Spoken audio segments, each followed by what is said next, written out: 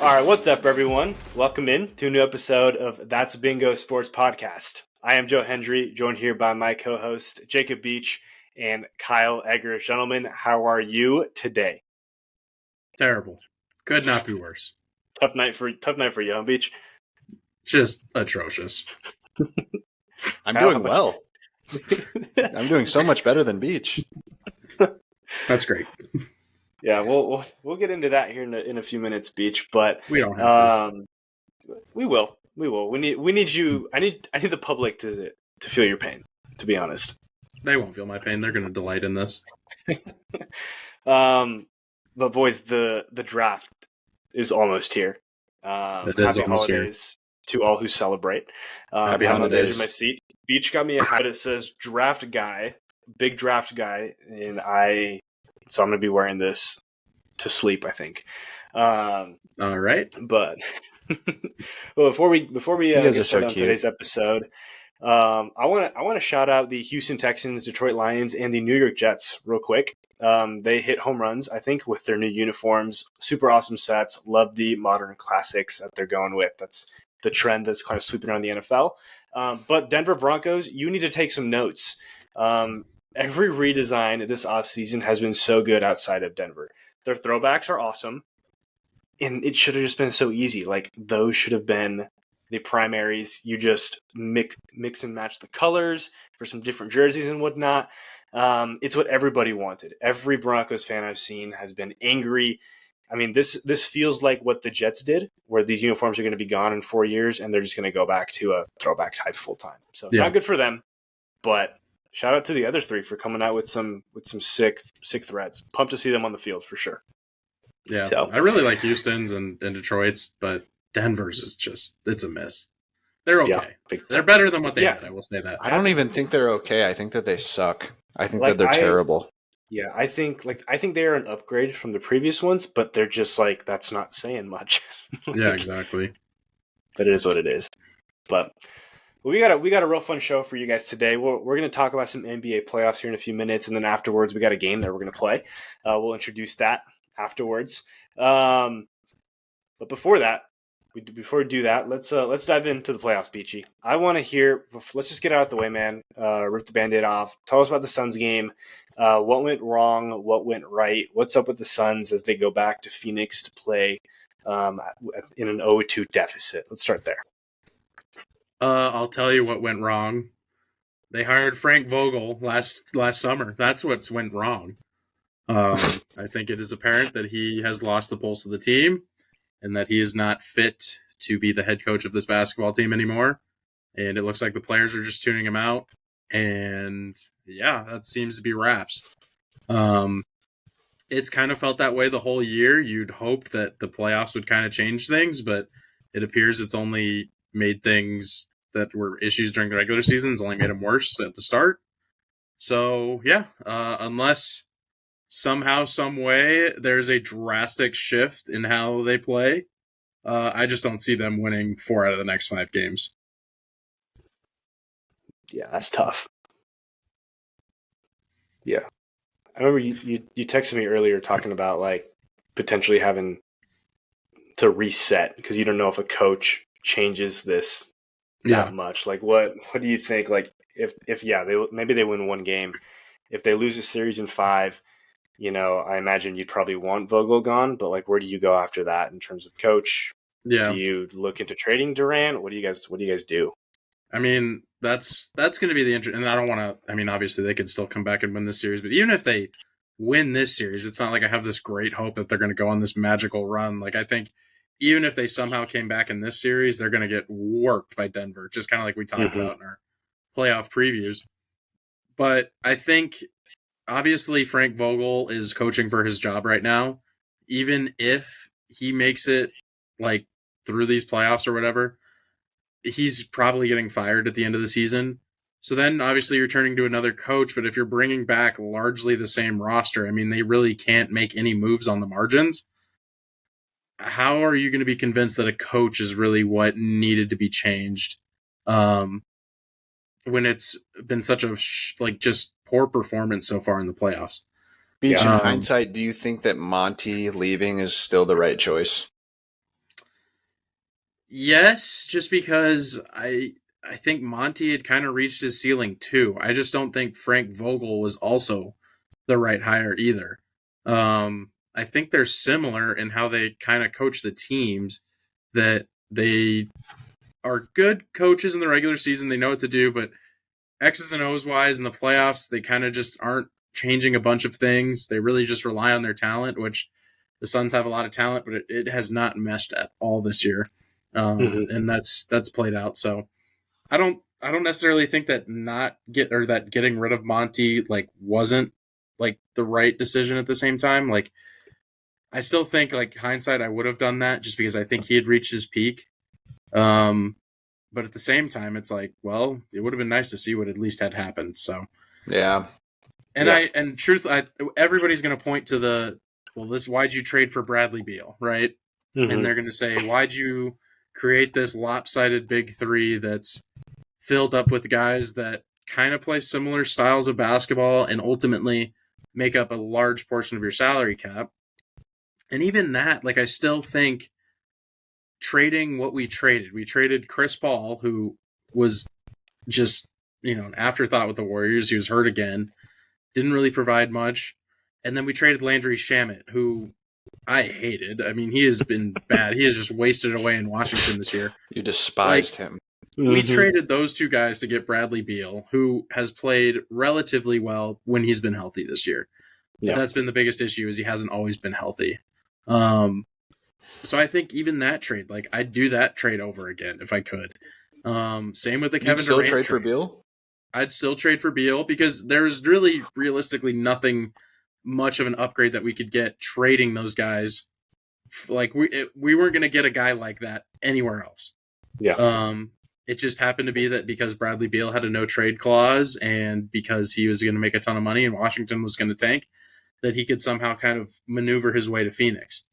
I don't think there was another like better option out there, really. I think if there was, they would have done it.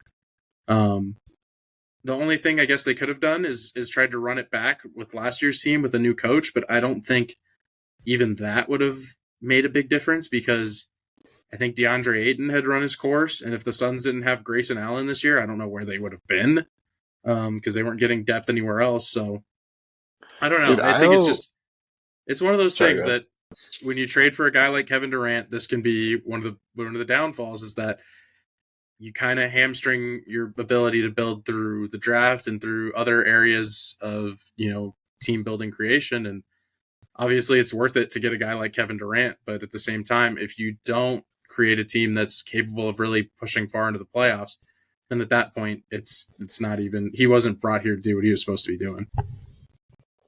I was clowning the Grayson Allen signing whenever we brought it up, but I think tonight he like kind of proved his worth, in my opinion. Like as soon as he went down in what was it? Was it the third quarter?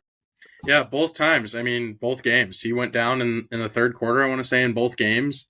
Might have been the second quarter in game one, but he went down in both of them. And immediately they went on a run. Yeah, immediately. And I think it's just one of those things. What I really noticed is that the pace just immediately stopped as soon as Grayson went out. Grayson was... It's not like he was always pushing the pace, but it seemed like if he got the ball on the outlet pass, he would push it up the court. He would really focus on trying to get ball movement and spacing going. And when they brought in the other guys that they bring in off the bench like Royce O'Neal and Eric Gordon, like they just don't provide that same speed, that same shooting prowess, and that same energy and hustle that Grayson brings.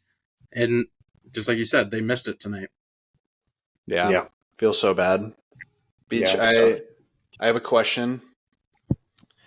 Do you feel like the Suns are in NBA purgatory? Not yet.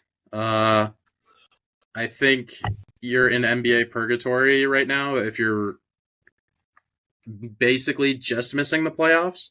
Give me an example. Give me a team who is in NBA purgatory and tell me how close the Suns are to that team. What's a good one? I think the bottom level of like the play-in teams that you look at. So like obviously the Warriors right now, I think are in that range a little bit just because I think they have some decisions to make with their roster. Obviously, you look at the Rockets, but they were a team that was trending in the right direction. You look at a team like Atlanta in the East, or Chicago in the East, where it's like, Chicago comes to mind for me. You kind of had the same roster makeup for the last few years. Really hasn't worked out for you. So what are you doing with that? The Suns have changed their rosters up. Like, it's not like they've stuck with the same group for 4 straight years. Like, this is still only the second year of Kevin Durant and Devin Booker, and it's only the first year of Bradley Beal and Kevin Durant and Devin Booker. So I don't think it's necessarily like a NBA roster purgatory yet. But if you give it a few more years and you're not able to get any depth and you don't draft well, we're going to be headed there really quickly. I mean, not to be the anti-Suns guy in here. I just, looking at this team's roster, looking at Kevin Durant's age, looking at the supporting cast, I just don't see a super bright future like they were, 3 years ago. 3 years ago, I thought that the Suns were going to be a dynasty. And now they just kind of fizzled out, I think. I mean, I could be wrong. Maybe they just turned it on here.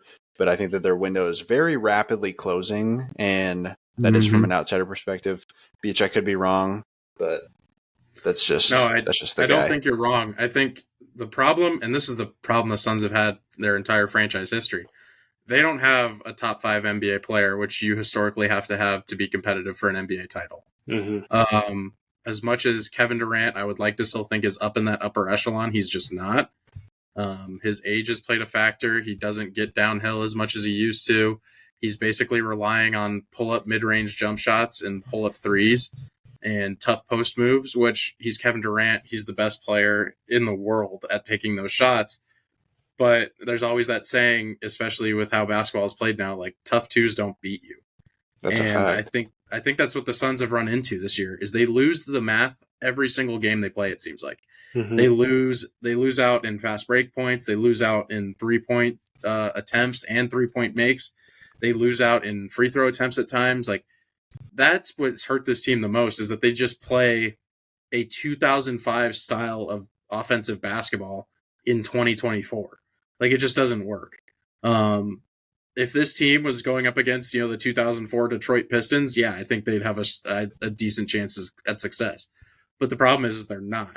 They're going up against modern NBA offenses that are putting up, 30, 35 threes a game. And everybody on the court is capable of shooting the basketball.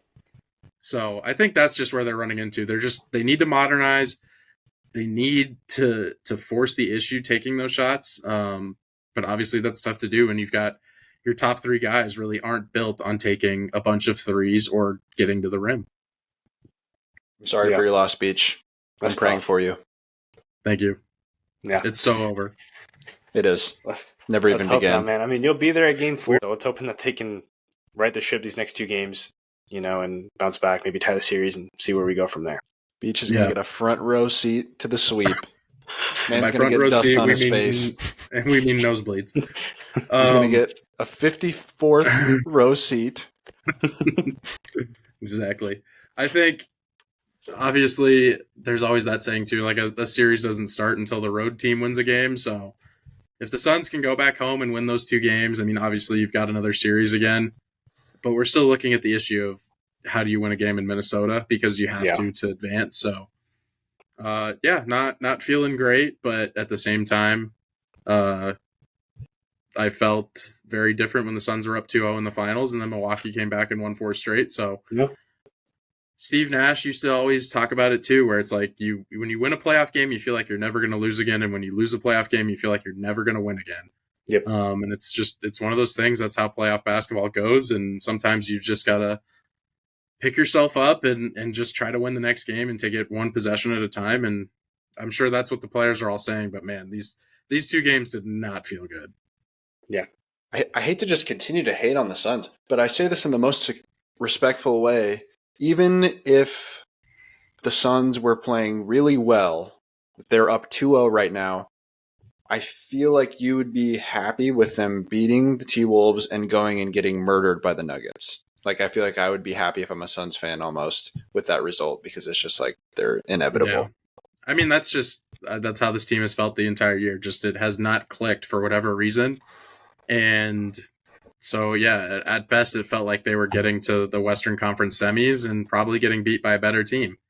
And truthfully, these two games haven't changed that outlook. I mean, maybe they get bounced in the first round, but it hasn't changed my outlook on this team. I was telling Joe earlier, like, can't be that disappointed when this is kind of what you expected. And this is what they've shown the entire season. So, yeah. Kind of is what it is at this point, but who knows? We'll see what happens. Yeah. So, a couple of the other series, Nuggets are up 2-0 against the Lakers. Crazy shot by Jamal Murray last night to win that game. I mean, even crazier shot, in my opinion, by Michael Porter Jr. That 1-3 that he hit, dude, was just wild. Were you guys watching that game live? I watched the last few minutes, yeah. Oh my gosh! So this to me.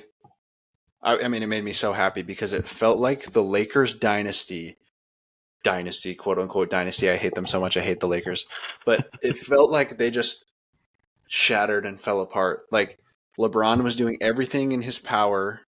AD was allegedly robbed of Defensive Player of the Year, and then just a microcosm of their demise. You know, LeBron has the ball, wide open three. Literally nobody within 100 feet of him, just clanks it. And then AD comes down and gets cooked. Like literally he got destroyed. Silence. He got destroyed. And that made me so happy. I was literally, oh my gosh, I was doing the WAP in my living room because I was just so happy. Oh man. Yeah, I mean that's just like those have been two really good games so far. And like the Lakers feel like they almost feel like they match up decently against the Nuggets, and they're just still, it doesn't matter. So yeah, 2-0 there. Dude, Teddy is loud tonight. Teddy's upset the Suns lost. Yeah, just like Teddy is big mad. No, he's a LeBron fan. He told me. Oh, okay. Why is he screaming? Because I was slandering his He thought he got fouled. Yeah. Thunder up 1-0 against the Pelicans. Clippers up 1-0 against the Mavs. They're playing right now. That game is 79-73 in favor of the Mavs. Did Kawhi play? I didn't even. Kawhi is playing. Yeah, he's played. The Kawactus. He has played 29 minutes so far. So that's Kawactus. Wow. Yeah. So that's a fun series. Over in the East, the Knicks are up 2-0 against the Sixers. They blew that game. I know there's been controversy there. That was crazy, too. Yeah, that was insane. Mm-hmm. Did you see what Embiid said? Yeah. Yeah. For people that didn't hear it, and Joel Embiid was quoted as saying that loss, the game 2 of the first round series against the New York Knicks, what hurt worse than Kawhi's game winner against them. Which I don't know if I believe. I think that Joel, in his pursuits for French citizenship, may have lost sight of perspective. Did you guys see that? Yeah. Yes. Dude. Yeah, dude. That was crazy. The guy that Vince Carter jumped over said that he pretty much just needs to go kick rocks. He also called him boy, which, you know, good luck in Cancelville, buddy. Yeah, Joel Embiid has somehow managed to piss off 2 countries. He has 3. Who's the third? I don't know. The Philadelphia 76ers Union. Yeah. The Bucks and the Pacers tied at 1 apiece. There's beef, Beach, like you said, beef that's carried over from the play-in tournament, which is a lot of fun, man. I like that. It's hilarious. That series is electric. The Cavs and the Magic, Cleveland leads at 2-0. Both of them have finished like 95-87, and I am having a great time watching it. It's just Orlando can't score. Defensive one of the basketball. series of all time. It's awesome. And we will see you on NBA TV. We will. We won't. Boston leads the Heat 1-0. So that's the playoffs for you guys right now. Anything else there that you got? Final thoughts on the NBA playoffs before we move on? Can I get a takeoff? Can I get a takeoff here? Please do. I think that the Phoenix Suns are the Miami Heat of the West and vice versa. I think that they're both a step above NBA purgatory, but with the makeup of their roster, they're not going to win anything. They have an aging star, a decent supporting cast, but their ceiling is just like the second round of the playoffs. That's all. I don't know. What do you guys think? They have championships. They're not real, though, because LeBron was there. Well, 2006 was real. I think that's a fair take. But the one difference there is I don't know. I hear what you guys say about the Suns, but Devin Booker still moves me. Maybe he's not a top 5 player, but I feel like he is one of the better. He moves beach to tears. He does. I don't know. I think having him there gives you a good shot at genuinely competing. That's fair. That's really fair. Any year. I think with a reset, if the Suns ultimately do somehow decide to trade Kevin Durant, they're not moving Devin Booker unless he asks out, and I think that's what this franchise is going to fall back on. It's what they fell back on in the late 2010s when the Suns were winning 19 and 20 games a year, and they could at least point to Devin Booker and say that guy has it. Shout out to Gerald Green. And he still has it. He's struggled in these playoffs, but I think that's more so to do with how good Minnesota has been perimeter defensively, and then Rudy Gobert is just standing there in the middle, just antagonizing anybody that tries to look at him. I hate Rudy Gobert. And so I think he still has it in him, but it'll be interesting to see what happens, just because, obviously he's getting outplayed right now by Anthony Edwards, and he's getting outplayed by some of the guys that, are in that age group as well. So it's going to be interesting to see how the Suns kind of manage that with an aging superstar, like you said, in Kevin Durant, but then also one that is up and coming at the same time, but is also at this point where it's okay, how good really can you be? Mm-hmm. I think that's what we're still all waiting to really find out. Yeah. 2 things. 1, Anthony Edwards is him. He's only 22 years old. 2, I think Rudy Gobert is the reason for the COVID breakout. That is all. that whole touching the microphone thing was wild. I'll never forgive him. That night, the night after, when the NBA was canceled, I believe that Rudy Gobert was to blame. I think we would have had 2 more days of the NBA if he didn't touch those microphones. Oh my gosh. At least 2 more days. What a wild event that was. Yeah, seriously. Yeah. The Clippers are currently, by the way, shooting 22% from 3. They're 6-27. No, they're down by 7 points with 3.5 left. So, dude, I want the Mavericks to win the NBA Finals so that Dante Exum gets a ring. That is so random. That is why so of all people Dante Exum? I have to tell you guys a story, okay? So, this is why I would have been a terrible GM, okay? When Dante Exum was picked in, I don't know what it was, 2016.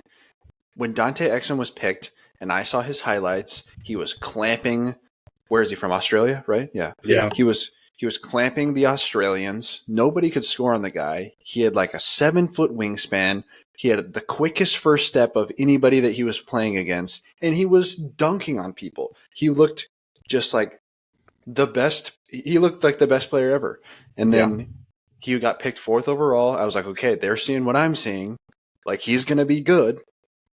And then he was just, dude, what is his player comp now? He's just he's kind of turned around for the Mavericks, but for the majority of his career, dude, he got outplayed by Rodney Hood. Rodney Hood. Shout out to Rodney Hood. Shout out. He played in Spain for Rodney 2 Hood years. Got us straight. Did he really? Yeah, he played in Spain from 2021 to 2023. Bro, he's averaged 6 points and 2 assists over his career. God, that sucks. If you ever want to just go down a rabbit hole, bro, go watch Dante Exum highlights, and you will I remember objectively him coming out of Australia and being like, "This guy's going to be good." Dude, he was him. Dude, this draft this is sucks. GMs. Yeah, the 2016 draft. No, this is 2014. This is the Wiggins at number 1. Oh, wasn't Oladipo in that class? Oladipo. Who would the Suns reach and take in that one? I think you guys took Dario Saric. We did Suns took Dario Saric, Orlando. You guys took TJ Warren. Ooh. Yeah. Ooh. There it is. Yeah, dude, this is the next year was Alex Len. Or no. Was it? The year before that was Alex Len. Alex Len was, oh my gosh, I hated that guy. I don't know why. I always just hated him. He is somehow still in the NBA. I don't understand. He is? Yeah, he's on the Kings. Wow. That's wild. Well, Is that it for the NBA? Let's keep it rolling. Please. Cool. Well, let's move on. In honor of the NFL draft and the upcoming holiday, we're going to play a game called Fact or Fraud. Joe's a fraud. I am not a fraud. I choose fact. All right, what's next? No. So basically, I choose life. We're each going to have some opportunities to essentially get some takes off for specific NFL teams. They can be draft related with the draft coming up. Some of them cannot be, right? But essentially, these are takes. These are things that we believe that make sense for these specific teams. The goal here, though, is kind of the kicker, is to give a take that will seem outlandish. Essentially, it's going to seem out of left field, crazy, but when you really think about it, it makes sense. Okay. So we're going to present these takes to each other, and part of the game is the other two essentially are going to decide if that is a fact, if they are factual in that take, or if they are frauds, if they are delusional. All right? Does that make sense, boys? Yes. All right. Yes, Chef. Beach, do you want to kick us off, or do you want me to start it? I can kick us off. Please do. Oh no, Kyle, this one is specifically for you. I'm gonna kill you. I don't know. Okay, go ahead. The Los Angeles Rams, our favorite team of our co-host here, Mr. Eggers. They should trade up and take a quarterback, but not for the reason you may think. They should trade up to take a quarterback to make sure that Sean McVay stays around and doesn't retire after Matthew Stafford retires. You know, is that the conclusion of your take, Beach? Yeah, that's my whole take. I would have agreed with you, I think 2 years ago, because of all this stuff about McVay retiring. But I think that I was, as I do, I'm in Rams subreddit and all of the chats and every single Rams. He's on the message boards. Yeah, I'm on the message board, so I'm editing the Rams Wikipedia page on a daily basis. Kyle is the mod for the message boards. I know what Sean McVay is doing right now, actually. So, but anyways, I would agree with you, but he has said in more recent interviews that he loves this team, he loves the younger guys that he's got. He loves being able to build his own team with actual draft picks. And I'm like, yeah, that's cool. But if it also could be that I'm delusional, because if we lose Sean McVay, I will kill myself. Just so you know, I'm going to kill myself if we lose Sean McVay. Oh man! So that is the denial. That's the first stage. So I'm just going to go ahead and leave that there. Perfect. I'm going fact, man. Thank you. That was a fact. This isn't my win, but I'm going to expand that even a little bit more, though, and I'm going to say that most QB needy teams should take the route that the Packers did with Aaron Rodgers to Jordan Love. So, namely, the Rams, Falcons, and Jets. This is the least surprising thing I've ever heard you say. They should draft quarterbacks and sit them, man. They should, 100%. I love this take. Joe, why is that? Because first round quarterbacks should sit and they will hit. Exactly. That's not true. That's why Joe's got a draft guy hat on right now, everybody. Yes. Because he's a draft guy. That is facts, man. So, no delusion from you there. Thank you. I appreciate that. Yeah, no problem. Kyle, you want to fire one off? So, to clarify, are these takes supposed to be draft related or no? They can be. Don't have to be. They don't have to be? No. So I was thinking, my mind went to a number of different places. I was thinking historical. I was thinking just players that kind of make me angry. The take that I have is the first one that I have that came to my mind is actually something that I saw on Reddit. And this is one that actually blew my mind and completely changed the way I looked at this player. But my hot take is that Bo Jackson wasn't that good. I think that we were brainwashed. I think we were literally brainwashed. Bo Jackson, he was a beast for sure. and like he played 2 sports. That's super cool. But he was hurt a lot, and he just had zero longevity. Like there's no real way that we can quantify that he was just like one of the greatest running backs of all time. He only played in 38 games. I saw a stat that Jim Harbaugh has more rushing yards and rushing touchdowns than he does. So I hate to that's hilarious. Isn't that so funny? But that's actually really random. But I just think that Bo Jackson got all the hype, and I've seen so many like videos and highlights of him being him, but you've all been defrauded. He only played for 4 years in the NFL, and he wasn't that good. I think you're a fraud for that. Mm. I'm gonna question your ball knowledge with that one, Kyle. Go ahead. I don't know, dude. Like I'm looking at this is simply box score searching, but like Bo Jackson, 1989, put up over 1,000 yards from scrimmage in 11 games. That's insane.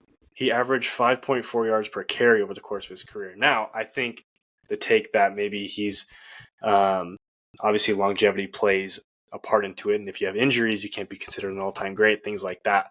Bo Jackson was a dang good football player that I think just got unfortunately hampered by injuries, and he proved it when he was on the field, but unfortunately he was not on there. So I think Bo Jackson would have had the potential to be an all-time great had he not been injured.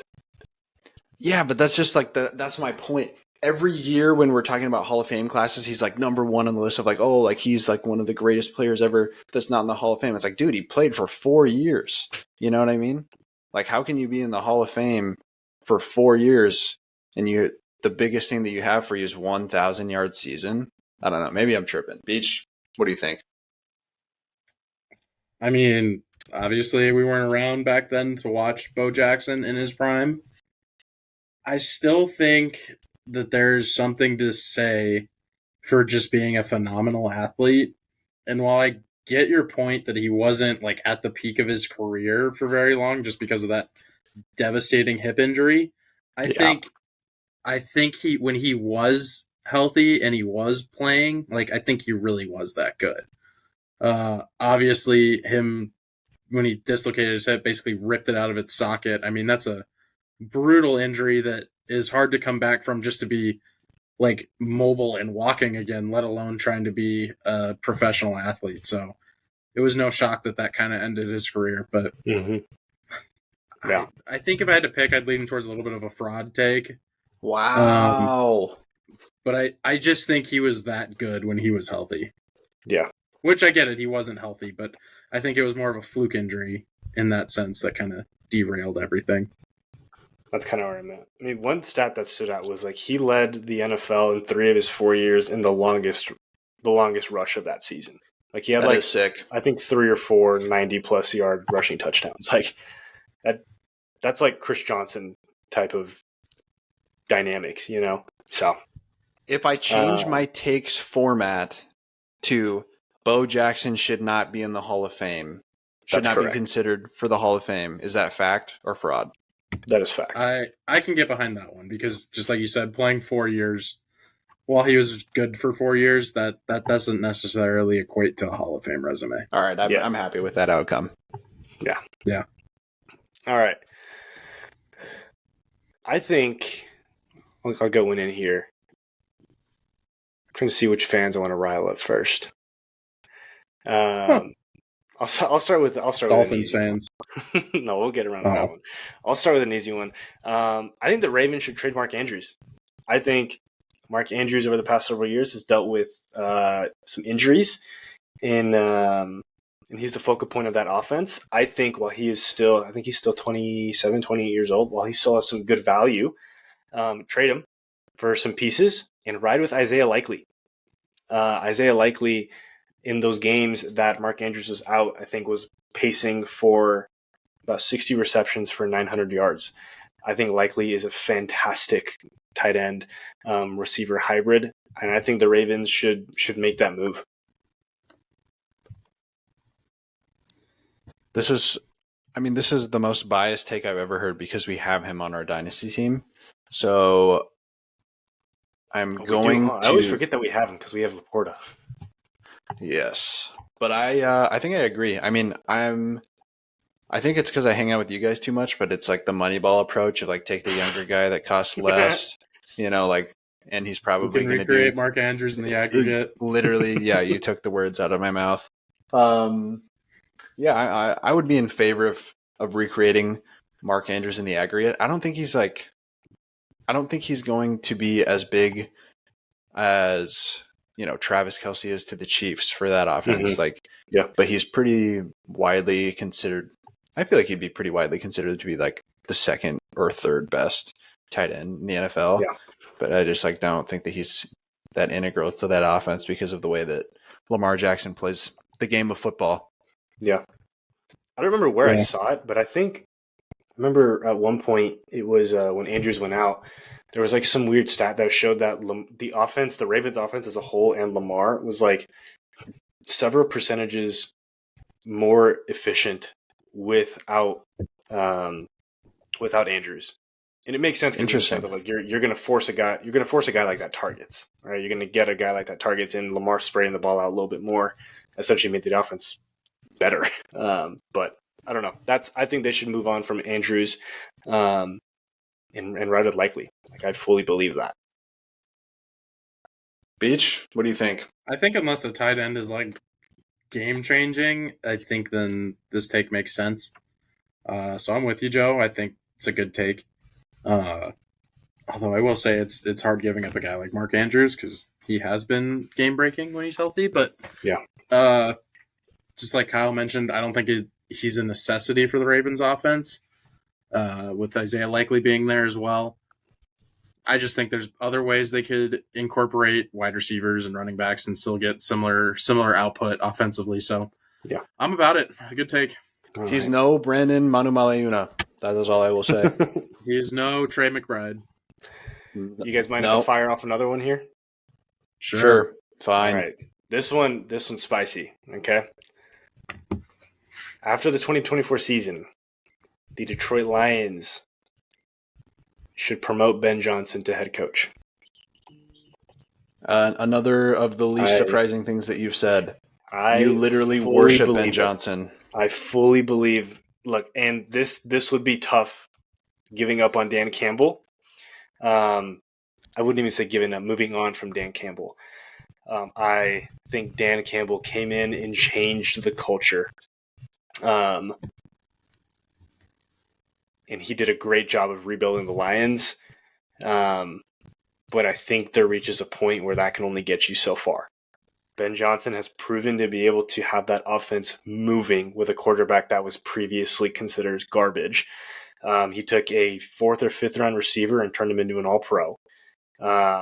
He has 2 running backs just getting over, I think it's like 1,200 total yards apiece.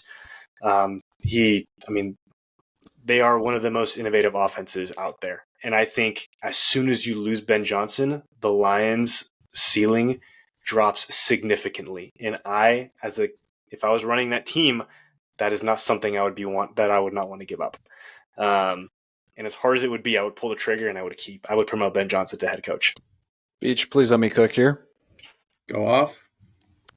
Joe, you are a fraud. You are literally a coward. And this is probably one of the worst takes that I've ever heard come out of your slimy little mouth. I think that if you how can you give up on Motor City Dan? He just gets you to the NFC Championship.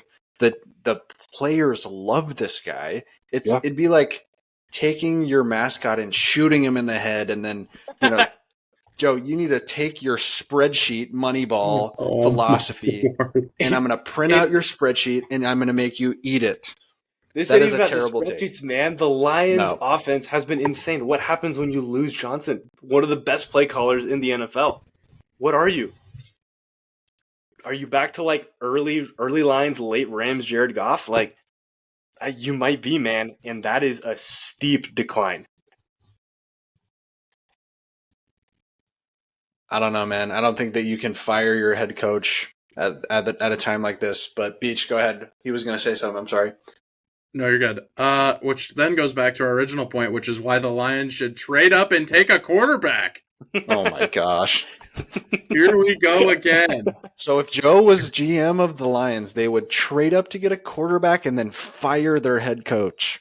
Actually, no, I would trade for Brandon Ayuk. But we recreated it in the aggregate, and that's all that matters. No, Joe, this is a fraudulent take from Joe. This is the worst take we've had so far, in my opinion.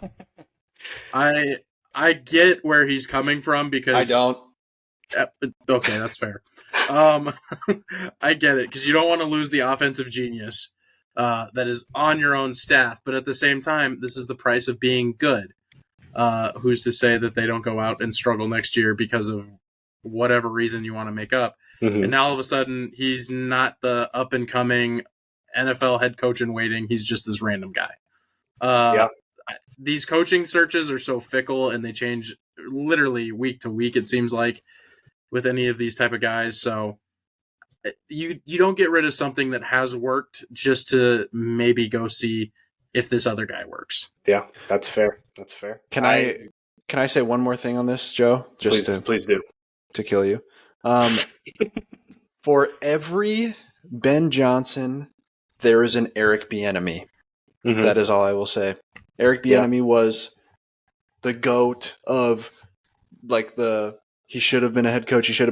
And then he finally gets moved to somewhere else, and then he sucks. And now he's not even in the NFL anymore. I think he's coaching college. UCLA.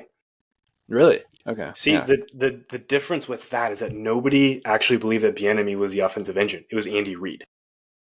Dan Campbell came in to change the culture. My argument is largely based off of the Atlanta Falcons and Dan Quinn and Kyle Shanahan. And I mean, where would Atlanta be right now if they decided to keep Shanahan and moved on? In the same spot because they're cursed. Correct. Maybe, but it's just one of those things of I look at that and I'm like, I mean, I think Dallas is a great example, keeping Jason Garrett for a long time. I think Green Bay kept Mike McCarthy for too long. I just see these things where it's you got certain guys that come in, they do something very good for a while, and if they are not in today's NFL, if they are not a superb play caller in a specific way, your ceiling is capped, man. And I love Dan Campbell, I really do, and it hurts to say, but I would rather Ben Johnson as my head coach after the season. I think you're adopted. Kyle, let's hear another one from you, huh? Can I go outside of the NFL? I have a good one. Sure, why not? This is already off the rails. Yeah, sorry. Clamoring for a head coach to be fired that just went to the NFC Championship. Okay, so here's my take. I had a phone call today from an anonymous listener. I don't even think that this person's listened to the podcast once. But but anyways, one of the takes that we ended up debating for about 15-20 minutes was this person thought that Nikola Jokic was the greatest basketball player of all time. Not joking. Nikola Jokic. Carl? No, it wasn't. That his name was brought up though. But I was thinking about it, and I think that the take that I have, that I honestly think I believe, I think that Jokic is the best big man of all time. And that could be an outlandish take, but I just think about the way that he changes the game. He's not going to dominate a game physically like Shaq, right? But he can pass the ball better than your point guard. He has games where he can get 20 boards in a night, but he also has games where he can go for 50, and he can do it with jumpers. He can do it by getting to the rim. He can do it by hitting threes. I don't think that there is a player at the power forward center position that has dominated as well as he has, and ever. And so I honestly think I think that Nikola Jokic is the best big man to ever play in the NBA. Beach, go for it. I'm going with fraudulent for right now. I don't hate the take just because I think Jokic can be on that path. If he ends up with 6 MVPs and 4 finals, how many trophies, does he have right now? He's got 3, I think. Yeah, exactly. Who else has won 3 MVPs? Right?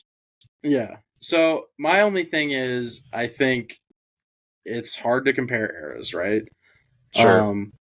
Jokic, if you were arguing that he's the most versatile big man ever, sure, I'd give you that. Well, yeah. But I still think you've got to look at guys. Obviously, Wilt comes to mind. A guy like Kareem comes to mind. Obviously, Shaq and just how dominant he was, he comes to mind. Some other ones like Hakeem comes to mind. Like David Robinson. There were a lot of bigs that I think, while they did it differently, were just as dominant as Jokic was. They weren't as versatile, but I think they were just as dominant. Yeah. I think I'll call fraud on that one too.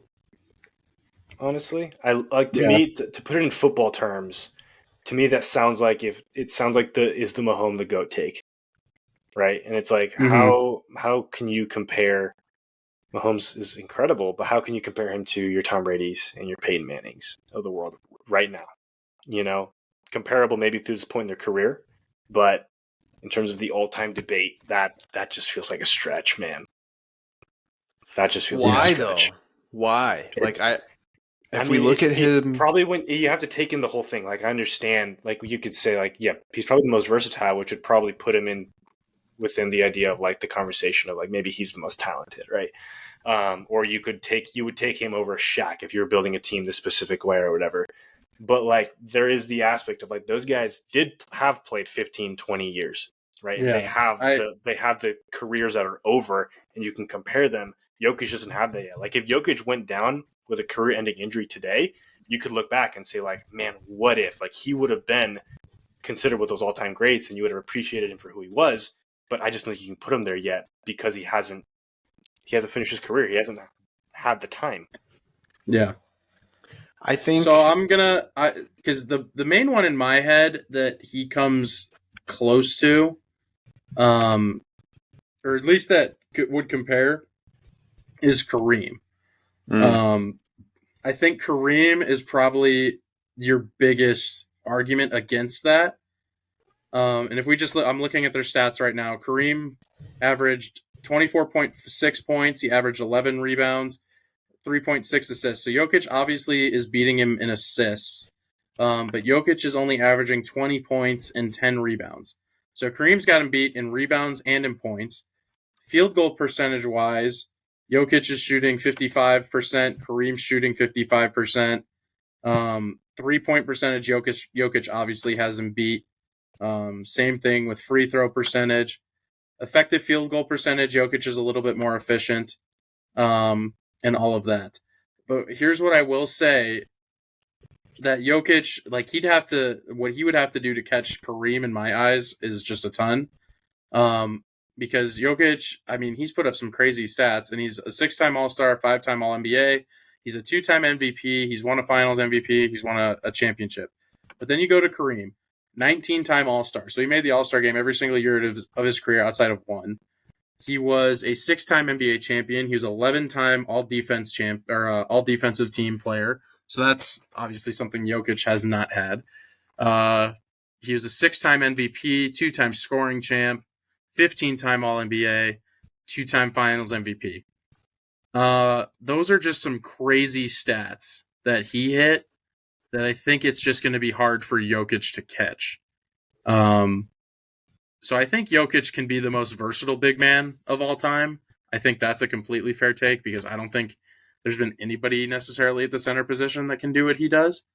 But at the same time, I don't think he's the best big man of all time. I think that still is Kareem. I think I hear what you're saying. I think you just need to discern between greatest and best. I'm saying like he is the most skilled. If I have one basketball game that I want to play, regardless of eras, assuming everybody's in their prime, I would want Nikola Jokic in his prime on my team, I think, over pretty much every other big man. And like, I think that I don't necessarily think it's a fair comparison because Kareem, like guys like Kareem and Wilt and Bill Russell, they had a ton of hype because they were the face of the league the moment that they stepped on the floor. Nikola Jokic was drafted during a Taco Bell commercial and is from Serbia. Like he had to play himself into the spotlight because he is a fat Serbian man. That is not who the NBA wants to be the face of their league. But dude, like in 2020, or 2020, when he won his first MVP, like you just had to give it to the guy. He's averaged pretty much a triple-double since then. Not like, and these are not empty stats either. Like he's moving the ball. Yeah. He's the entire offense. He's getting boards when they count. Like everybody was always talking about how Russ was, stat padding, how he's getting rebounds because his big men were leaving them. Like, no, dude, Jokic is going to get 20 boards in a game.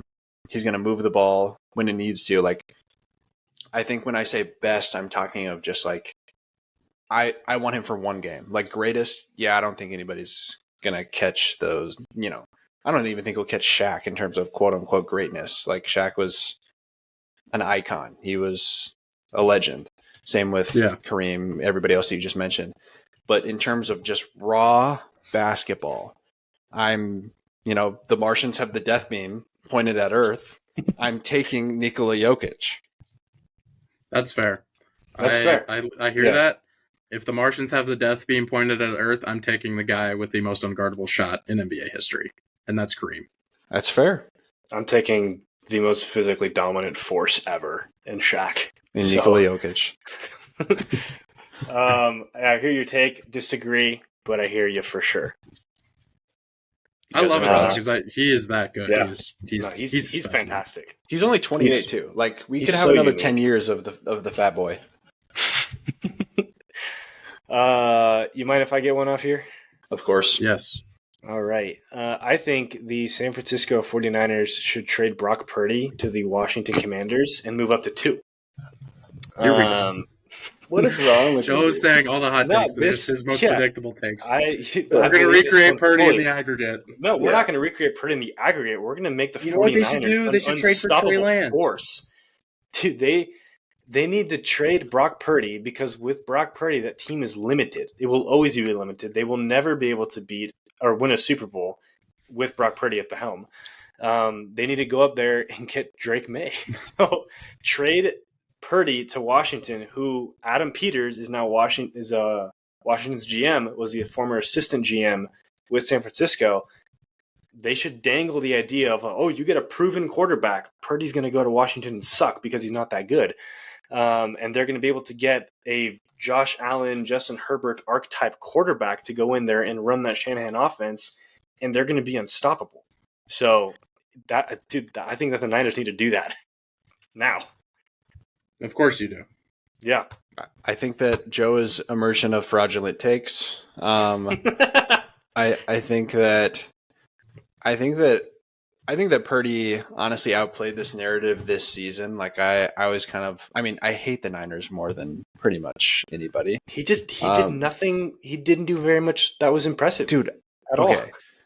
Do we want to look at his playoff stats? Let's look at his playoff stats. I don't care. Look, it's why do you not care? He performed in the playoffs. Of course you wouldn't care, you Chargers fan, you coward. But because you can look at Brock Purdy and you can say he doesn't do that much.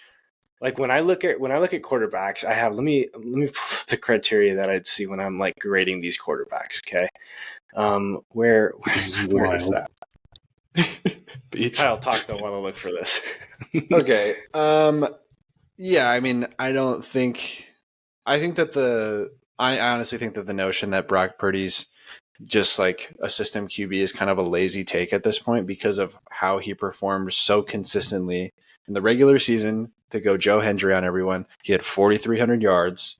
He was averaging 10 yards per completion, 31 touchdowns to 11 interceptions for 113 passer rating. Those are not bad quarterback stats. Mm-hmm. In the playoffs, he was over 250, looks like over 250 yards in every single game, threw a touchdown in every single game. He took the Kansas City Chiefs to overtime. Like, he was over 60% completion in every single game.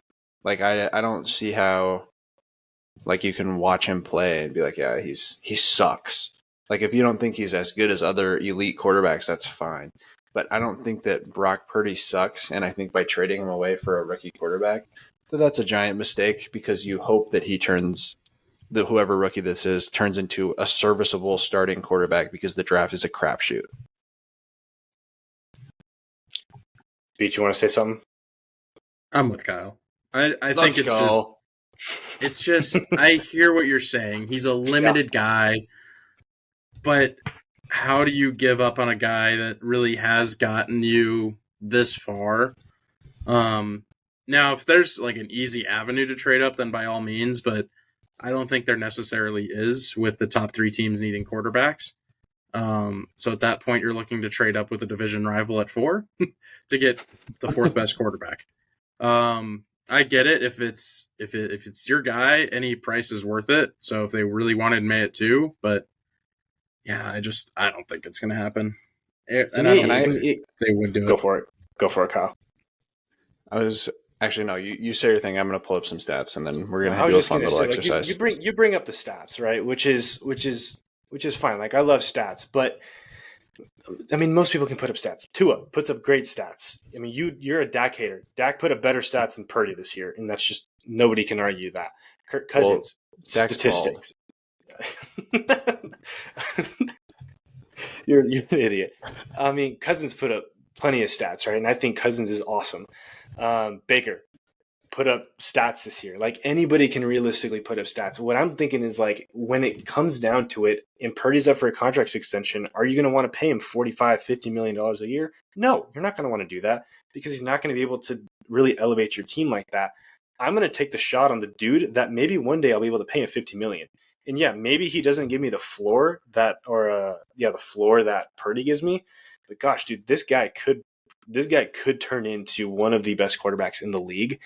And like when I'm looking at Purdy, it's like, okay, I look at a few things or quarterbacks. Like, I look at what's your production, right? So on the field, Purdy has that. But then I look at what are you capable of doing physically? That's really important to me, and I think Purdy lacks a lot of that. And then I look at what's your situation, right? What's the position that you're in? Because I do think that plays a lot within a quarterback, and I think Purdy is in quite literally the perfect situation.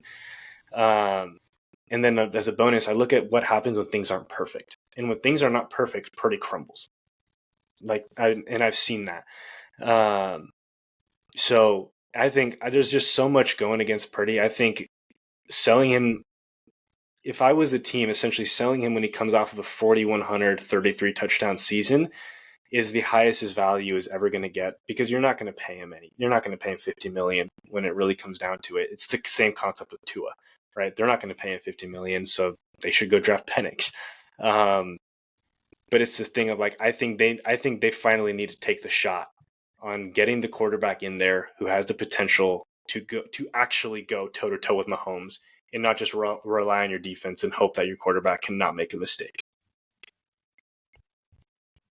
All right, I disagree with your take wholeheartedly. I'm ready for some statistics.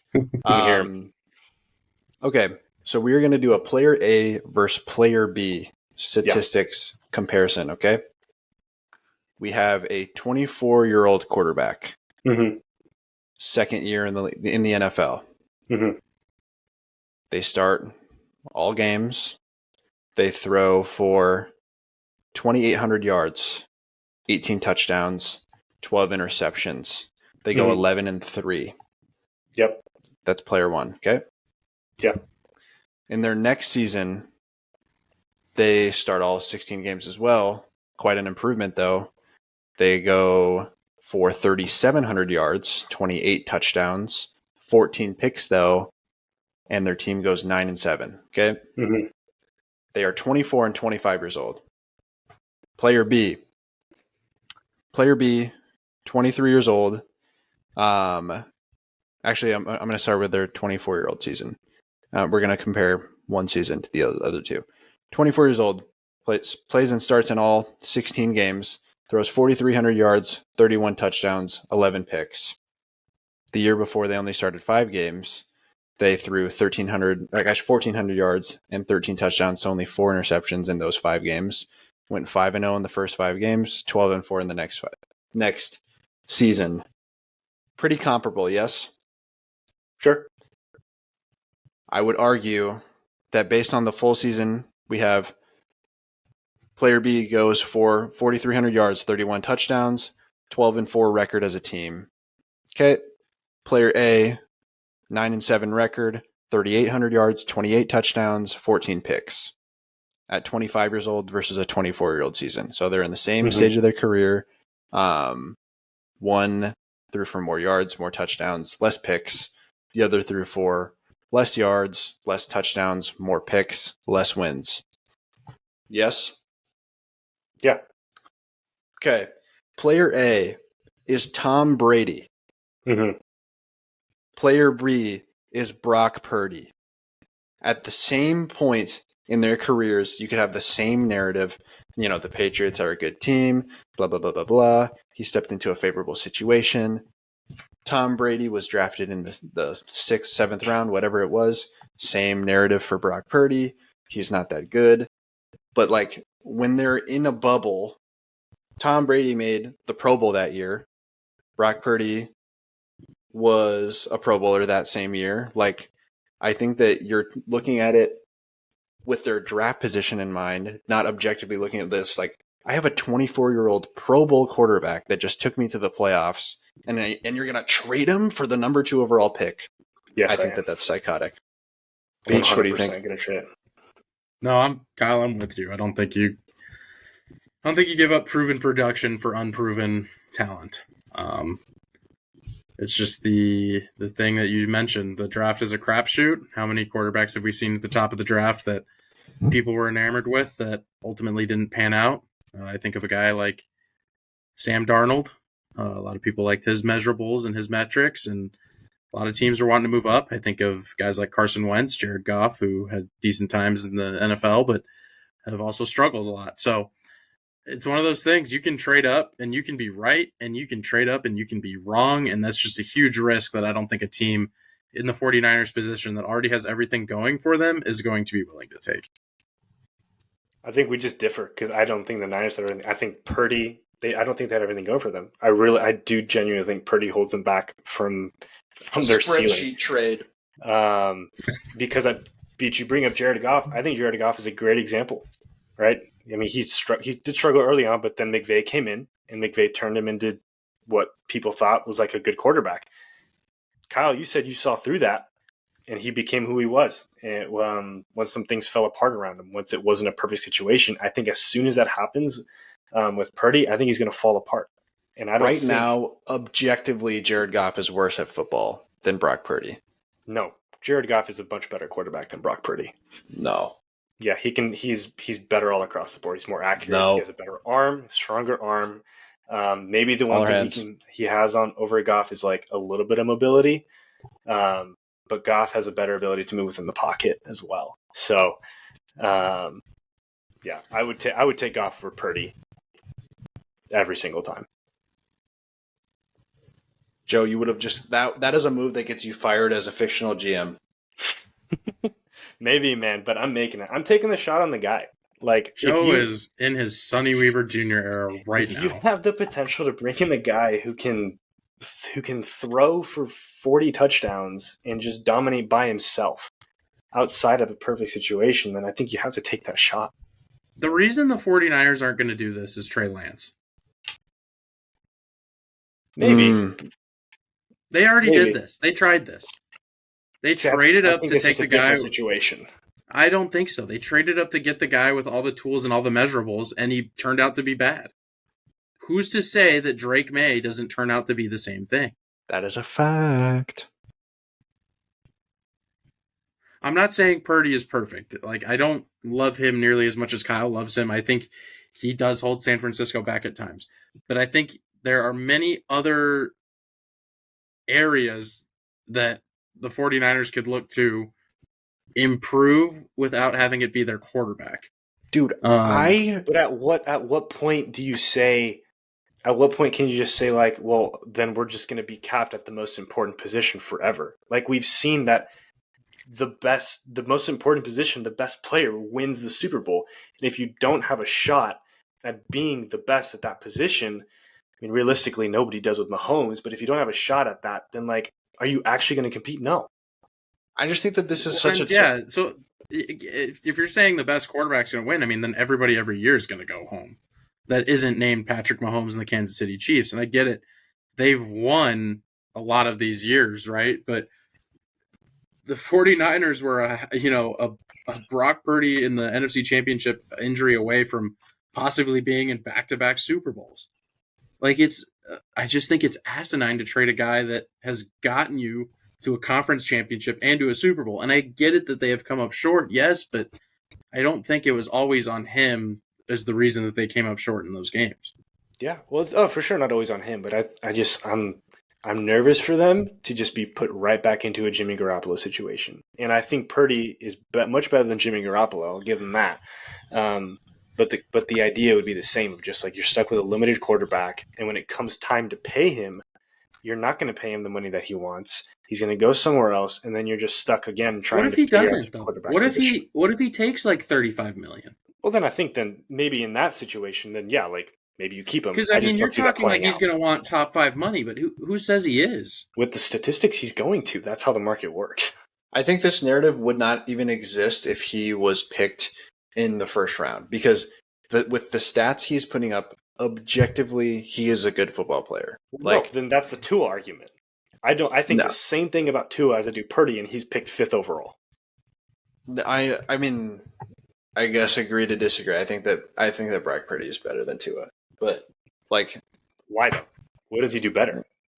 He wins games. Like, so does Tua. No, not really. Like, Tua has a winning record. Tua has a better record than Justin Herbert. Like, Justin Herbert is not even in the conversation right now. That is a bingo. That's what I'm saying. The winning games argument is like, what does he do? Win games. He walked into an elite defense. He walked into a team that with an insane offensive scheme, and he performed. What more do you want from the guy? So did Tua. Like, that's the thing. It's like it's not come down to it's. I just see he's limited, and it's going to cost the Niners, man. It's going to cost them.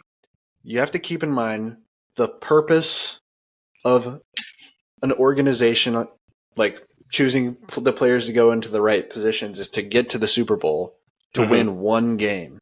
And Brock Purdy allows them to get to the Super Bowl and win that game. He's 24 years old. He's still figuring out his game. Like, I think it's just absurd to consider trading a 24-year-old to re-roll and draft a 22-year-old. You know, like, what? Yeah, that's why. I don't get the love affair with Drake May. I really don't. I'm with you. Who's to say you do this and you don't end up in the same spot having to pay Drake May in 4 years, and he's just as good as Brock Purdy was? Yeah, and that's an entirely fair thing to say. Like, I agree with that. Like, maybe we're in the same situation. I'm going to take the shot on the tools every single time. I'm going to take the shot on Josh Allen coming out of college, sucking, and turning into one of the greatest players we've ever watched. Like, just so much fun. So I'm going to take the shot on the tools and dump the guy who's limited and is going to cap me eventually. All right. But hey, consensus fraud. Any other from you guys? You know what this stems from? Joe grew up watching Phillip Rivers, and we grew up watching Kurt Warner. That's the guy with all the tools that could never get it done. While we grew up watching the guy that was the guy bagging groceries who still got it done because he had the power of friendship and the power of Jesus Christ himself. Rivers has that too. No, Rivers has draft capital and he has stats. Okay. Oh man, we need to end this before we go off the rails anymore. Holy cow! You guys got any more? No, I've been practicing my golf swing this entire time. I'll throw this one out there as well. Just no argument. The Eagles need to get rid of Nick Sirianni. I don't even think that's a question. He's trash. He's bad. For the same argument that I made. If the Lions keep Campbell, I'm nervous that they end up in the Eagles Nick Sirianni situation. But that's in the past. Good stuff. Well, any other more thoughts before we finish up today? Go Rams. In 2 days, Marvin Harrison Jr. will be a Cardinal at this time, and I'm excited will be a Ram. for it. Bro, I cannot wait to be in shambles when we take Joe Alt at 5. I sure hope that happens. Oh my God! I really want you guys to take Joe Alt just for the memes.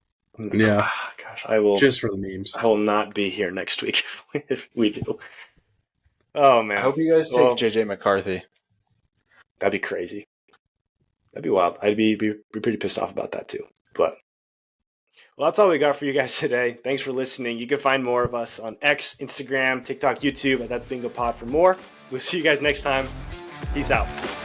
Peace.